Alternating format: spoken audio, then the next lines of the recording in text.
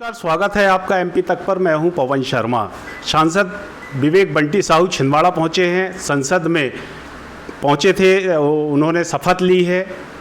आइए जानते हैं, वो छिंदवाड़ा में इस वक्त मौजूद हैं। सर, एमपी तक पर आपका स्वागत है। जी, बहुत बहुत धन्यवाद पवन भैया। कैसा अनुभव रहा भैया आपका, वहाँ पर संसद में शपथ लिया आपने, लोगों से मिले? मुझे एक अलग ही अनुभूति, एक अलग ही अनुभव रहा। पहली बार आज़ादी के बाद पहली बार छिंदवाड़े के किसी बेटे ने छिंदवाड़े के सांसद के रूप में संसद में शपथ ली।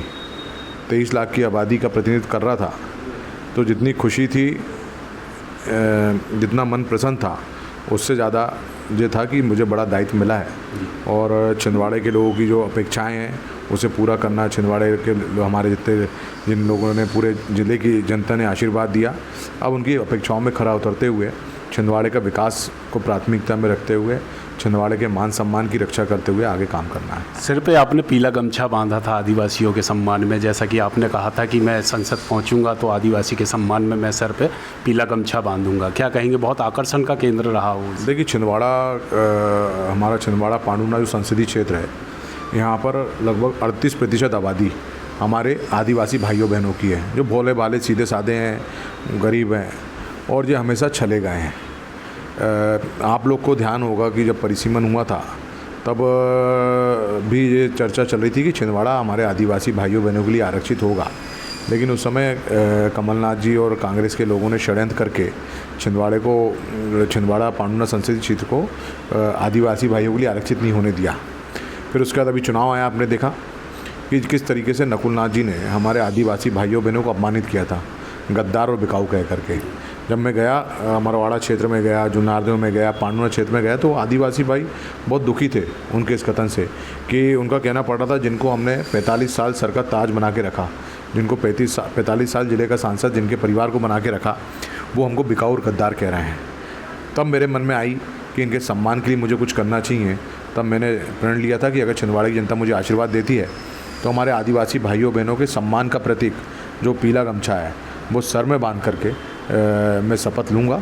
और मुझे एक गर्व हुआ कि मैं छिंदवाड़े की जनता का तो प्रतिनिधित्व कर ही रहा था, साथ ही साथ वो 38% आदिवासी भाइयों बहनों का प्रतिनिधित्व कर रहा था, जहाँ सिर्फ पूरे देश ने देखा और कई लोगों के मन में जिज्ञासा थी कि पीला गमछा बांध के क्यों।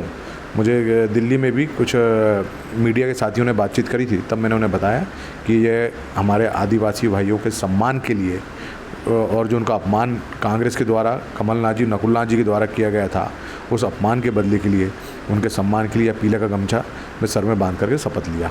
ये छिंदवाड़ा के विकास के लिए आप मंत्रियों से मिले दिल्ली में क्या?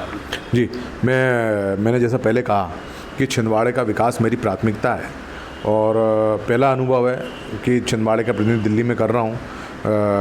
तो मैंने सबसे पहले हमारे केंद्रीय मंत्रियों से समय लिया, उनसे मिला, उनसे बातचीत किया और वाकई में जिस तरीके से केंद्रीय मंत्रियों ने छिंदवाड़े की जनता की जो आवाज़ है, छिंदवाड़े के लोगों के मन में जो सवाल हैं कि छिंदवाड़े का विकास कैसे होना चाहिए, और उनसे मैंने छिंदवाड़े के लोगों से बातचीत करके केंद्रीय मंत्रियों को वो आवेदन दिया कि ये हमें छिंदवाड़े में आवश्यकता है।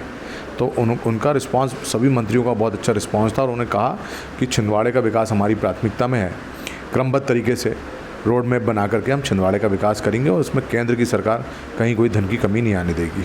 अमरवाड़ा में चुनाव हो रहे हैं, क्या भूमिका है वहाँ पर आपकी, क्या है? देखिए, अमरवाड़ा में चुनाव हो रहे हैं और अमरवाड़ा की जनता ने तो लोकसभा में ही अपना निर्णय कर दी जब उन्होंने 15,000 से ज़्यादा वोटों से भारतीय जनता पार्टी को जितवाई। तो जिस तरीके से आदिवासी भाइयों का अपमान, शोषण, मैं तो शोषण कहूँगा। कमलनाथ जी जब 45 वर्ष पहले आए थे, उनका परिवार आया था, तब कहाँ थे और आज देखिए कहाँ से कहाँ पहुँच गए। आज बड़ा मुद्दा है अमरवाड़ा का विकास। आप जाओगे आदिवासी गांवों में तो सबसे बड़ी समस्या कोई है तो पानी की समस्या है, सड़कों की समस्या है, बिजली की समस्या है। इन समस्याओं को हल करने का सिर्फ एक ही उपाय है, वो है भारतीय जनता पार्टी का विधायक वहाँ बने।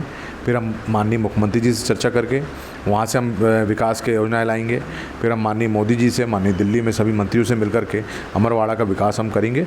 और जो जनता समझदार है, छिंदवाड़े की जनता, हमारी अमरवाड़ा की जनता समझदार है, जिस तरीके से उन्होंने लोकसभा में हमारा साथ दिया, मुझे लगता है कि इस बार और बढ़ चढ़ करके भाजपा का साथ देंगे और भाजपा अमरवाड़ा निश्चित तौर पर जीतने जा रही है। ये थे सांसद विवेक बंटी साहू जो एमपी तक से बात कर रहे थे। मैं हूं पवन शर्मा और आप देखते रहिए एमपी तक।